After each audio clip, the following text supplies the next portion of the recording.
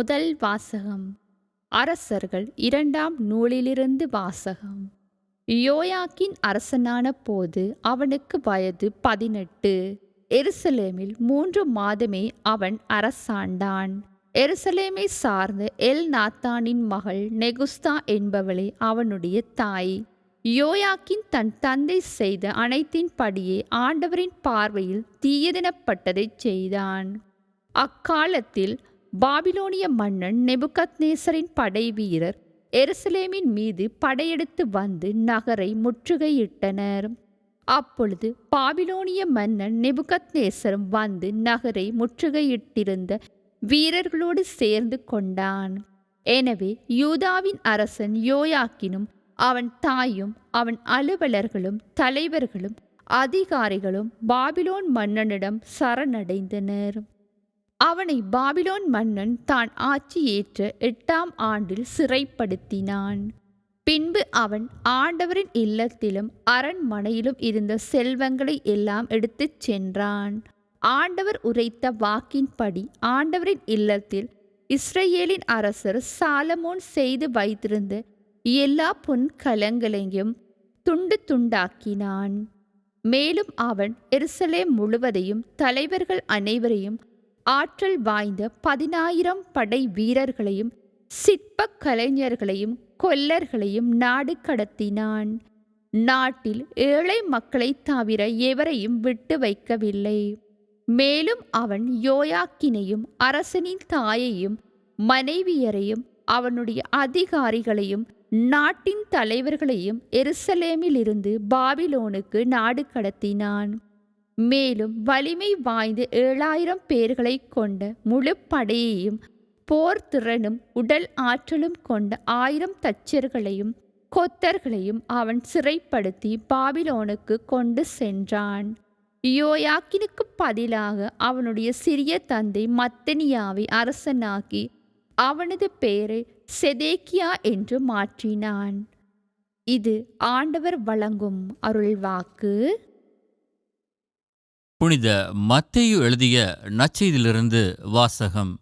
அதிகாரம் 7, இறைவசனங்கள் 21 தொடக்கம் 29 முடிய. அக்காலத்தில் இயேசு தம் சீடரை நோக்கி கூறியது: என்னை நோக்கி ஆண்டவரே ஆண்டவரே என சொல்பவரெல்லாம் விண்ணரசுக்குள் செல்வதில்லை.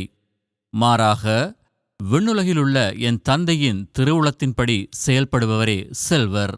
அந்நாளில் பலர் என்னை நோக்கி, ஆண்டவரே ஆண்டவரே, பெயரால் நாங்கள் இறைவாக்கு உரைக்கவில்லையா? பெயரால் பேய்களை ஓட்டவில்லையா? பெயரால் வல்ல செயல்கள் பல செய்யவில்லையா என்பர். அதற்கு நான் அவர்களிடம், உங்களை எனக்கு தெரியவே தெரியாது. நெறிக்கேடாக செயல்படுவோரே, என்னை விட்டு அகன்று போங்கள் என வெளிப்படையாக அறிவிப்பேன். ஆகவே நான் சொல்லும் இவ்வார்த்தைகளை கேட்டு இவற்றின்படி செயல்படுகிற எவரும் பாறை மீது தம் வீட்டை கட்டிய அறிவாளிக்கு ஒப்பாவார். மழை பெய்தது, ஆறு பெருக்கெடுத்து ஓடியது, பெருங்காற்று வீசியது. அவை அவ்வீட்டின் மேல் மோதியும் அது விழவில்லை, ஏனெனில் பாறையின் மீது அதன் அடித்தளம் இடப்பட்டிருந்தது. நான் சொல்லும் இந்த வார்த்தைகளைக் கேட்டு இவற்றின்படி செயல்படாத எவரும் மணல் மீது தம் வீட்டை கட்டிய அறிவிலிக்கு ஒப்பாவார். மழை பெய்தது, ஆறு பெருக்கெடுத்து ஓடியது, பெருங்காற்று வீசியது. அவை அவ்வீட்டை தாக்க அது விழுந்தது. இவ்வாறு பேரழிவு நேர்ந்தது. இயேசு இவ்வாறு உரையாற்றி முடித்தபோது அவரது போதனையைக் கேட்ட மக்கள் கூட்டத்தினர் வியப்பில் ஆழ்ந்தனர்.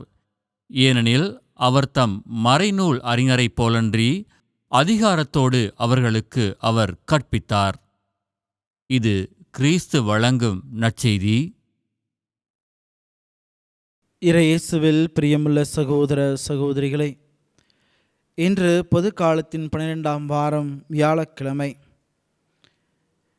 இன்றைய நாளிலே நம்முடைய இந்த கடவுள் நம்பிக்கை என்பது எத்தகையதாக இருக்கின்றது என்று சிந்திக்க நாம் அழைப்பு விடுக்கின்றது இன்றைய நற்செய்தி வாசகம். ஏனென்றால் மனிதனுடைய நம்பிக்கை என்பது ஒரு மேலோட்டமாக பல நேரங்களில் இருந்து கொண்டிருக்கின்றது. ஏனென்றால் அந்த நம்பிக்கை இன்மையின் காரணமாக அவன் தன்னுடைய வாழ்க்கையை நல்ல முறையில் அமைத்து கொள்ளாமல் இருக்கின்றான். இதை 3 விதங்களில் நாம் புரிந்து கொள்ளலாம். முதலாவதாக, நம்பிக்கை என்பது ஒரு ரசிக மனநிலை கொண்டதாக இருக்கின்றது. ஒரு ரசிகன் ஒரு படத்தின் மீது ஆர்வம் கொண்டவனாக அந்த நடிகரை நாடி செல்கின்றான். ஆனால் அந்த நேரத்தில் மட்டும் அவன் ஆரவாரம் கொள்கின்றான், மகிழ்ச்சி கொள்கின்றான். அதன் பிற்பாடு அதை சிந்திப்பது கிடையாது. இரண்டாவதாக, நம்பிக்கை என்பது பக்தி மனநிலை கொண்டதாக இருக்கின்றது. ஏனென்றால் இது பிரதிபலிக்கின்ற ஒன்றாக இருக்கின்றது. கடவுளை பார்க்கின்றோம், அவர் நம்மை பார்க்கின்றார் என்ற அந்த மனநிறைவோடு நாம் சென்று விடுகின்றோம். ஆனால் அதில் அந்த வேரூன்றிய அந்த நம்பிக்கை என்பது இல்லாமல் இருக்கின்றது. மூன்றாவதாக, நம்பிக்கையை நாம் சீடத்துவ மனநிலை என்று கூறலாம். ஏனென்றால் இயேசு தன் சீடர்களை பார்த்து, நான் உங்களை சீடர்கள் என்று அழைக்க மாட்டேன், மாறாக என்னுடைய நண்பர்கள் என்று அழைப்பேன் என்று கூறுகின்றார். எனவே இந்த சீடத்துவத்திலே நாம் இறைவனை முழுமையாக ஏற்றுக்கொண்டு வாழ வேண்டும்.